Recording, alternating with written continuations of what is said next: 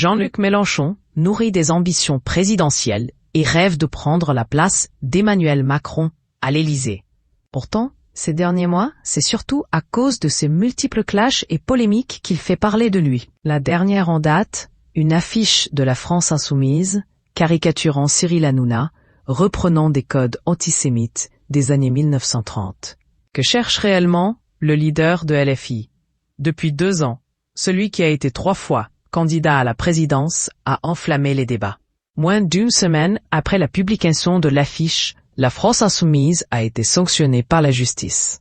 Le 21 mars, le tribunal judiciaire de Nanterre a ordonné au mouvement de Jean-Luc Mélenchon de verser 3 500 € à Cyril Hanouna pour atteinte au droit à l'image, en raison d'une caricature de l'animateur, qui avait conduit à des accusations d'antisémitisme.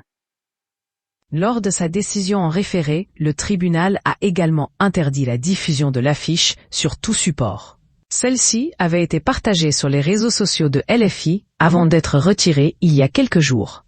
En revanche, le tribunal ne s'est pas exprimé sur la question de savoir si l'affiche était antisémite ou non. À propos de l'affiche de Cyril Hanouna, Mathilde Panot déclare dans le complément d'enquête du jeudi 24 avril.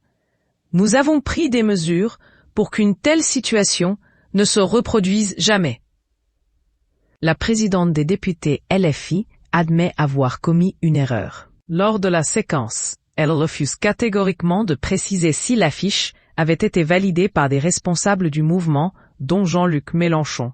« Non, vous ne saurez pas. » Tristan Walex insiste et poursuit, mais on peut connaître au moins le circuit de validation. Mathilde Panot reste alors de marbre et soutient. « Mais non, vous ne saurez pas. »